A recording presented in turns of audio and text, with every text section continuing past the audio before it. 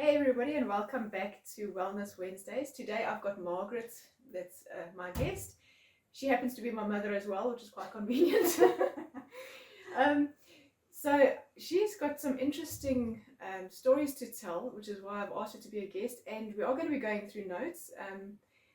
All right, so we're going to start off about your childhood. What kind of a childhood did you have? Well, Zell, I grew up in a Christian home, very Bible-based Christian home, and every night we would get together and have our family prayers. And then my father died in March 1952. He had gone for a guinea pig up here up to Joburg, and for blood pressure, because there were no pills in those days for blood pressure, and no medication. And he had many strokes. I turned 7 in the June and he died in the March. So what did they do for his blood pressure? They did an operation in the neck, which killed him. They did 2 people like that, and after that they never ever realized that op didn't work. During my childhood, health-wise, I used to suffer a lot of migraines. From the age of 10, I had scarlet fever. I was in ICU, and I also had yellow jaundice, and also school I battled. I had a few learning disabilities, but I think that I had a very low self-image. I just want to stop you there. Yeah. You've told me stories about your school teachers. Yes. About how they treated you, and there was one particular person, a man. Yes. Standard 2. I'm going back to the old school now. Olden days. Standard 2, I had a brilliant teacher, Miss Wood, and she was a Christian, and I just developed. Then the next year we went to the Standard 3, and that man used to hit us around. And so how did that make you feel when you were being hit by this teacher? Did you want to go to school? I don't think I even thought about whether I wanted to go to school or not. In those days you had no option. You just did what you were told. Okay. But I think he was complained about, and they had to get rid of him. But I had a download, and then Standard 4, I was in hospital a lot of the year. Standard 5, my mother asked that the principal would keep me back a year, but he refused. In those days, they wanted to get the girls out. And after Standard 6, you just automatically got a job behind a store, for instance, Greaterman's, at a counter. Were the girls, did they generally go and study, or did they just go and get a job? The more clever ones studied, the others studied for teaching. Okay. Your choice was teaching, nursing, or working behind a counter. That was your choice in those days. Yeah. Sorry, I want to just interrupt you. You told me earlier about the other kids around the area that also were sick. So you had scarlet fever. Yes. Polio was... there was a pandemic with polio, and there were a number of children that had polio. One little girl was on a lung machine for years, and but I believe she came all right, but she was really, really ill. But our church used to get together and pray for her, and they didn't come to our church, but they prayed for her. Her mom was a nurse, so she kept her at home when she was off the lung machine. And anyway, going back to school, I'm trying to think of what other illnesses.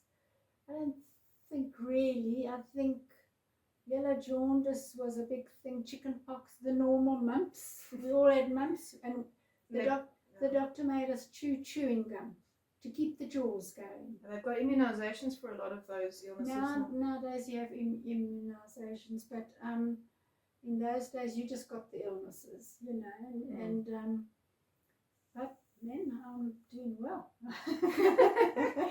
my jaws are doing very well. You're managing fine. Sorry, on the one of the notes, the reason I've taken the form is because I actually wrote a note there. I just wanted to see what it was. Mom was saying that she was a bit shy and timid. How would you describe yourself? I didn't have much of a self-image. I had two very, very clever brothers, and they achieved all over. My sister was 5 years younger than me, so I didn't really know what she was doing, but my two eldest brothers achieved at everything, at sport, academically. So when your dad died, you mentioned one of your brothers was trying to push you out, to do things. Oh no, yeah, no, this was when I was a teenager. Oh, okay. Yeah, okay. No. He wanted me to go out over the weekends and that sort of thing, but I was a home bird. I'm just one of those kind of different characters, different people handle things differently. Yeah. Read a book and do that. How did your dad's death affect you? It's only, I don't think going back to that time, I stood at his graveside. I didn't know what was going on. And I don't think any emphasis, my mother never talked about it, or family never talked about it. You just didn't dwell on the past. You just got up and went on with life. There was no time for counseling, or they didn't do any of those sort of things. You just had to get on with life. So how did you cope financially with dad being gone? Financially was a big problem because in those days there wasn't insurance and all the rest of it. So my mom had to look for a job. She got paid very little. And she also took in boarders. At first it was adults and then it was school children. Well, that was hilarious. 13 school children in one home. Because in those days they didn't have boarding school. Okay. So that brought some extra money. Yeah, so that brought in, but my mother had to feed this little crowd, So moving on to your teenage years. Yes. Do you want to tell me about your teenage years? Well, my teenage years were, I think in my mind, I was very muddled up. And I didn't know what was going on. Your mom got remarried, didn't she? Yes, in my middle teens. And that he was no problem. I was the problem, and I couldn't accept him as taking my place in the home, But I don't think that had anything to do with my learning and all that sort of thing. I think it had more to do with me looking for comfort elsewhere, and I wasn't a very friendly person with girls, because those whom I could be friendly with had money, and I didn't balance out on the same. We were very poor. I didn't have pocket money. We didn't get birthday presents or Christmas presents. But it meant nothing. It just didn't matter.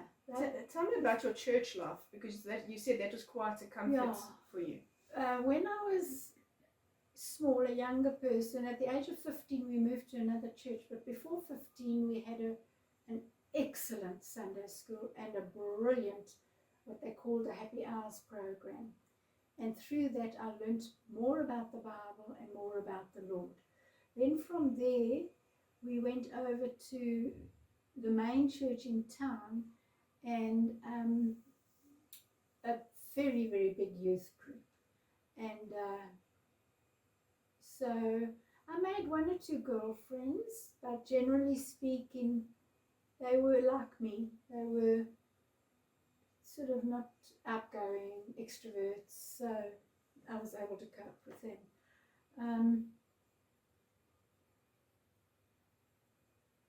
I think it was difficult because we moved from a big house that my dad had bought, and my mom automatically got that. Yeah. And then we moved to this tiny little flat with 3 children, and my sister and I shared with wardrobes between us, and we walked everywhere. We walked to church. We walked all road to school. didn't have money for bus fares and things like that. So everything was done on foot. How did you afford school clothes and school things? My mother, at the school we were at, in the junior school and in the high school, they had what they called a second-hand shop, and we would stand in a queue for the second-hand books, because in those days you used textbooks. Nowadays it's all computer, but they used textbooks, and so even if there were pages missing, you took the book that came your way and what was given to you, and that's what you had to learn from. You learned from your textbook. Very interesting, you know. And then I played sport. There was also no training on personal hygiene. So that was very difficult for me, because you didn't have that sort of one-on-one. You didn't go to your mother and say, I have this problem, or you know, you just didn't do it. You didn't. Your mother was your mother. She wasn't not a friend. She wasn't somebody you could go and say, oh, I need some deodorant. Well, we didn't have money for deodorant. My mom did buy me. The only deodorant was Mum. The cream, Mum. So, yeah. But I made it through, you know. I made it through, not on my own. What kind of encouragement? We're going to actually do this in 2 or 3 sections. Yeah. So I just want to, as we end this video, I just want to ask you, what kind of encouragement can you give? And also, how did God carry you through this time? Okay, it was, oh man, we were brought up, we had Bible readings, my mother she would set out questions, and we had to answer these questions in the day. Then when we came together in the evening, she's organized. she would ask us, we had to have, from the Bible, we had to have the answers of what we were studying. A lot of emphasis was put into scripture exams and things like that. Would you say that helped you to know the scriptures? Oh, absolutely. Even today, we learned from the King James, and if I hear a particular set of reading, my mind goes back to the King James, and I know that off by heart still. So that has helped me in latter years when you want to remember a verse. You remember from the past. You remember from the past, yeah. But no, we had a godly grandmother, so we had a very good Christian upbringing. I think most of the problems came from me, but I gave my life to the Lord when I was about 10, and really, to be honest, I had a lot of times when I would sort of slip back, but generally speaking, my heart was for the Lord. I had no intentions of turning my back on Him or going the way of the world. It never entered my head. Okay. No, that's great. Thanks very much. We're going to carry on with the teenage and marriage years in the next video.